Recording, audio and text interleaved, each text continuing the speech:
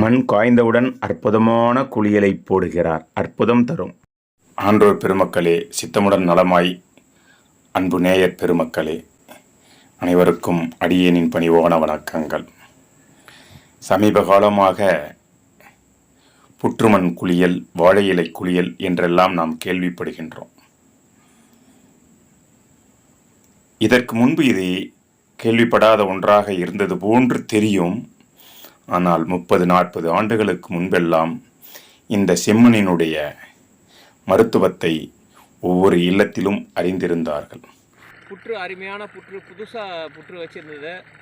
அதை எடுத்துன்னு வந்து இங்கே வந்து மண்குளியல் போடுறதுக்காக வந்து மண்குளியல் போட்டிருக்கு. இது காஞ்ச உடனே இன்னும் கொஞ்சம் சொட்டையாக இருக்கிறதுக்கெல்லாம் அப்ளை பண்ணிடலாம். பண்ணிவிட்டு நீட்டாக 1 hour கழித்து குளித்தா அவ்வளோ புற்று மண் குளியல் வந்து நல்லதுன்னு சொன்னார். அதனால் நானும் ஐயாவை வந்து புற்றுமண் குளியல் போடலான்ட்டு இன்றைக்கி புற்றுமண் குளியல் தேய்ச்சிருக்கோம். இன்னும் 1 hour கழித்து நாங்கள் குளியல் போடணும். புத்துணர்ச்சியாக இருக்கும் இது போட்டால். வணக்கம் உலக தமிழ் சொந்தங்களே, ஆன்றோர் பெருமக்களே, சித்தமுடன் நலமாய் அன்பு நேயர் பெருமக்களே, அனைவருக்கும் அடியேனின் பணிவான வணக்கங்கள். சமீப காலமாக புற்றுமண் குளியல், வாழை இலை குளியல் என்றெல்லாம் நாம் கேள்விப்படுகின்றோம். இதற்கு முன்பு இது கேள்விப்படாத ஒன்றாக இருந்தது போன்று தெரியும். ஆனால் 30-40 ஆண்டுகளுக்கு முன்பெல்லாம் இந்த செம்மண்ணினுடைய மருத்துவத்தை ஒவ்வொரு இல்லத்திலும் அறிந்திருந்தார்கள். ஒரு கைகளிலே கால்களிலே எங்கேனும் அடிபட்ட வீக்கம் இருந்தால் புற்றுமண்ணாக இருக்கக்கூடிய செம்மண், அதனோடு செம்மறியாட்டு சாணம், அதை தான் செம்மறியாட்டு புழுக்கை என்று சொல்வார்கள். செம்மறியாட்டு புழுக்கை, அதனோடு கூட கொஞ்சம் புளி, கொஞ்சம் இலவம் பஞ்சு மரத்தினுடைய இலை, இவைகளை போட்டு நன்றாக கொதிக்க வைத்து சூடு பொறுக்கும் அளவிலே அந்த அடிபட்ட இடத்திலே போட்டால் அவை நீங்கிவிடும். வரவென்று காய்ந்த உடனேயே அங்கே இருக்கக்கூடிய வீக்கம், இரத்தக்கட்டு எல்லாம் கரைந்து போய்விடும். அப்படி இருந்த செம்மண் உடம்பிலே இருக்கக்கூடிய இரத்த ஓட்டத்தை சீர் செய்யக்கூடியதாக, நரம்புகளிலே இருக்கக்கூடிய ஓடாமல் இருக்கக்கூடிய இரத்த ஓட்டத்தை ஓட வைக்கக்கூடியதாக இருக்கக்கூடியது அந்த செம்மண் குளியல். அது இப்பொழுது நேச்சுரோபதி, இயற்கை மருத்துவம் வந்ததன் பிறகாக அதை நாம் உணர ஆரம்பித்திருக்கின்றோம்.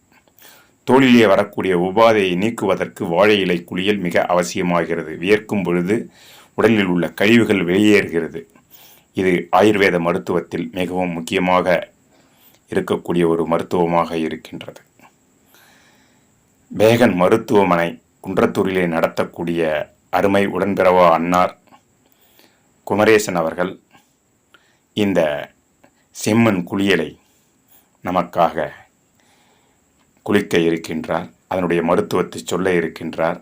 வாருங்கள், செம்மண் குளியினுடைய அவரையை கேட்டு அறிந்து கொள்வோம். அண்ணா, செம்மண் குளியலை பற்றி சொல்லுங்கண்ணா. இன்றைக்கு புற்றுமண் குளியலுக்காக நாங்கள் மண் வெட்டுறோங்க. செல்கள் இருக்கக்கூடிய புற்று மண்ணாக இருக்க வேண்டும். அதற்குத்தான் குணம் அதிகம். புதிய மண் வெளியே கொண்டு வந்து வைக்கக்கூடிய கரையான்கள் இருக்கக்கூடிய செல் என்பதுதான் கரையான் இருக்கக்கூடியதாக இருக்க வேண்டும். அறிந்து கொள்வோம். அண்ணா, செம்மண் குளியலை பற்றி சொல்லுங்கண்ணா. என்னுடைய அவரையை கேட்டு அறிந்து கொள்வோம். அண்ணா, செம்மண் குளியலை பற்றி சொல்லுங்கண்ணா. வைத்தியம் பார்க்கறதுக்காக வந்தேங்க. நேற்று வைத்தியம் பார்த்தாச்சு. இன்னைக்கு காலையில் அவருக்கு வைத்தியம் பார்த்துட்டு இந்த ஆஃப்டர்நூன் காலையில் டிஃபன் பண்ணிவிட்டு இந்த கிராமத்தில் வயல்வெளிக்கு வந்தேங்க. புற்று அருமையான புற்று, புதுசாக புற்று வச்சுருந்தது. அதை எடுத்துன்னு வந்து இங்கே வந்து மண்குளியல் போடுறதுக்காக வந்து மண்குளியல் போட்டிருக்கு. இது காஞ்ச உடனே இன்னும் கொஞ்சம் சொட்டையாக இருக்கிறதுக்கெல்லாம் அப்ளை பண்ணிடலாம். பண்ணிவிட்டு நீட்டாக 1 hour கழித்து குளித்தா அவ்வளோ அருமையாக இருக்கும். இந்த மண்குளியலுடைய வித்தியாசத்தை இன்றைக்கி தான் நான் முதல்ல பார்க்குறேன். அதோடைய இதை சொல்கிறேன். குளிர்ச்சியாக இருக்குது. இந்த மண்குளியல் இது பண்ணும்போது உடம்பு ஃபுல்லாகவே அப்படியே ஜில்லுன்னு அப்படியே ஒரு ஐஸில் இருக்க மாதிரி இருக்குது. அது இதில் வந்து இன்னும் நிறைய மாற்றங்கள், உடம்புக்கு புத்துணர்வு கிடைக்குதுமா. ஏன்னா இது வந்து நேரடியாக அனுபவிக்கும் போது தான் தெரியுது. எல்லாருமே இந்த வெயில் தாக்கத்துக்காக எல்லாரும் மண்குளியல் போடுங்க. இந்த மாதிரி ஏதாவது கிராமத்துக்கு போனால் அந்த வாய்ப்பை பயன்படுத்துங்க. அப்படி டவுனில் இருக்கீங்க அப்படின்னா வாழை இலை குளியல் போடுங்க.